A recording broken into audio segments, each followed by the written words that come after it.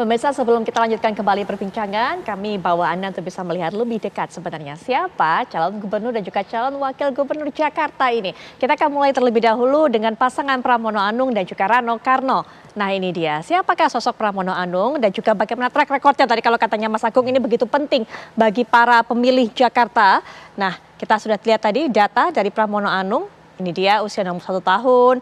Pernah menjadi sekretaris kabinet Republik Indonesia dari 2015 sampai sekarang, kemudian juga wakil ketua DPR, anggota DPR RI, kemudian juga sekjen PDIP.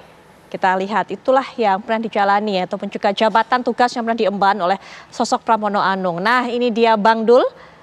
Bagaimana kemudian track recordnya menjadi wakil rakyat duduk di DPR RI 2019 sampai 2024. Mengenai pengalamannya memimpin sebuah daerah pernah ia dapatkan saat menjadi gubernur Banten 2015 sampai 2017. Kemudian juga menjadi PLT di tahun 2014 sampai 2015. Wagub Banten juga 2012, 2014. Kemudian juga Wabub Tangerang 2008 sampai 2011. Itu adalah track record pengalaman Rano Karno menjadi seorang kepala daerah.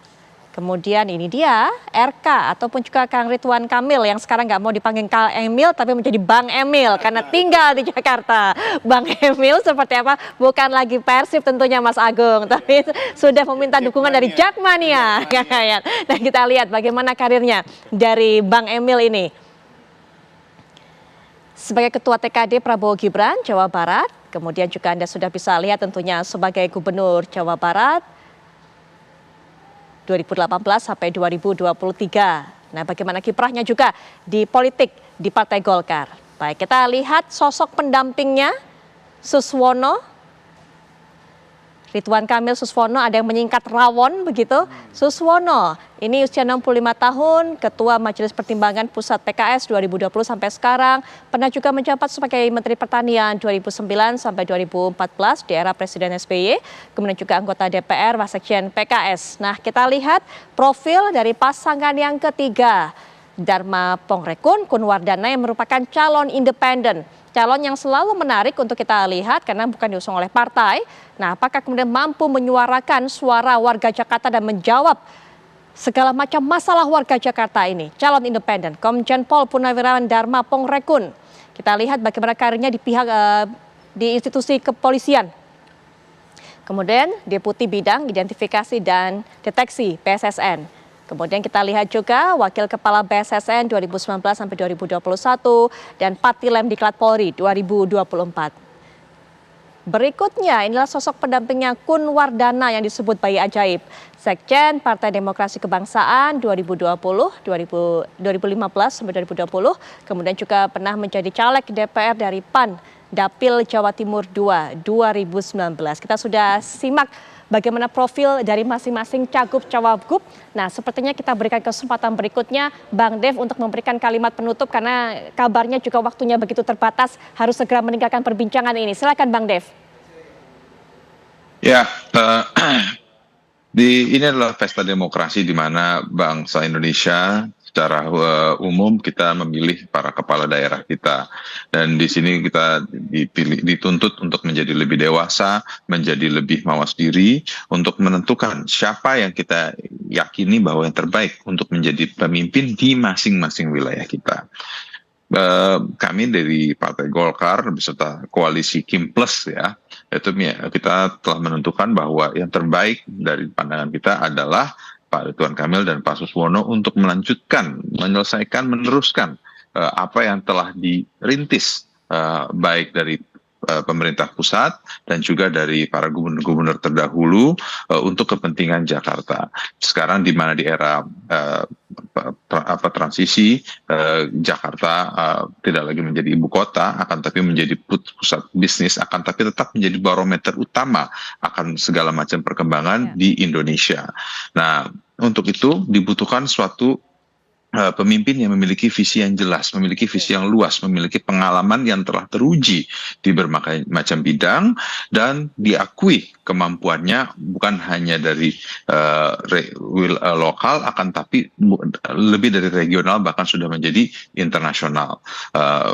Keberhasilan dan kemampuan dan kepiawaian Pak Ridwan Kamil dan Pak Suswono telah diakui oleh berbagai macam lembaga di internasional, dan maka itu ini adalah yang kami yakini yang terbaik untuk bisa benar-benar memajukan, mensejahterakan, membangun ibu kota Jakarta ya, yang sebentar lagi menjadi daerah khusus Jakarta, untuk menjadi lebih baik dan masyarakatnya lebih sehat, dan salah satu menjadi penopang ekonomi Indonesia untuk lebih kuat ke depannya. Baik, Bang Dev, terima kasih Bang Dev sudah meluangkan waktu yang terbatas untuk bisa bergabung dan juga memberikan pandangannya mengenai apa yang direncanakan dari pasangan Ridwan Kamil dan Suswono dalam perbincangan di Apa Kabar Indonesia malam kali ini. Terima kasih sekali lagi. Bang Ciko masih bersama kami semua. Ya, kemudian juga Pak Kamarudin masih bersama kami semua. Kita lanjutkan perbincangan. Kang Yaya, silakan diberikan pandangan dari apa yang disampaikan oleh masing-masing tadi sebelum jeda. Pertama begini ya, yang menarik adalah visi misi gubernur itu ditunggu sama warga Jakarta. Ya. Karena warga Jakarta akan bertanya mau dibawa kemana kota ini ke depan, bagaimana kota ini dikelola.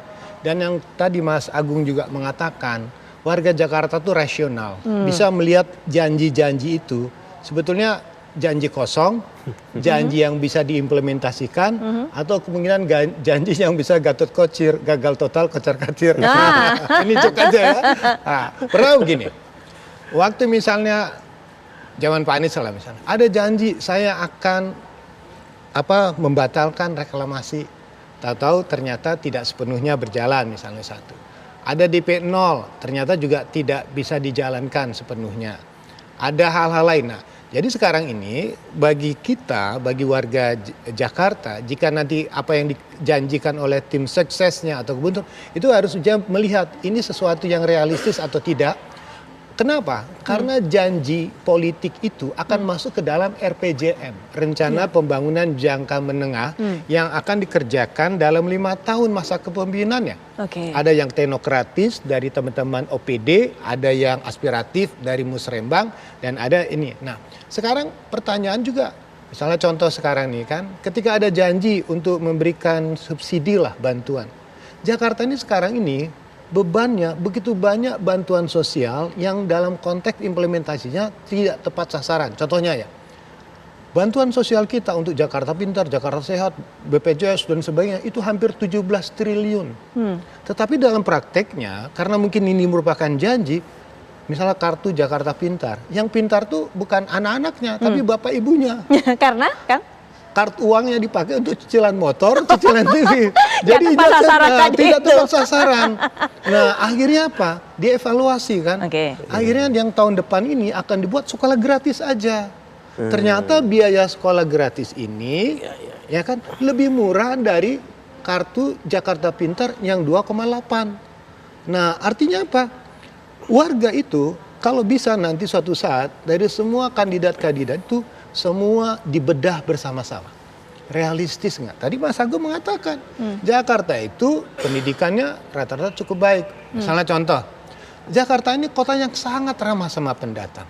Dulu misalnya ada kebijakan Jakarta ini untuk semua, semuanya datang. Jadi persoalan jadi beban. Nah, kalau zaman Bang Ali dulu mengatakan Jakarta kota tertutup, kita jaga kayak Batam, tutup. Apakah bisa membatasi orang seperti itu? Ya. Belum tentu. Tapi bisa nggak Jakarta dengan undang-undang daerah khusus Jakarta, peraturan pendudukannya itu membuat kebijakan satu. Syarat untuk jadi warga Jakarta adalah SMA. Kedua punya keterampilan. Loh, kalau saya pendidikan terbatas, Anda wajib sekolah gratis. Udah kan, itu kan inovatif. Jadi ketika orang diminta SMA minimal, pertanyaan untuk apa saya SMA? Supaya Anda dilindungi di Jakarta ini. Gaji Anda tidak yang 0, sekian lagi. Pendidikan Anda bagus, itu kan bagus.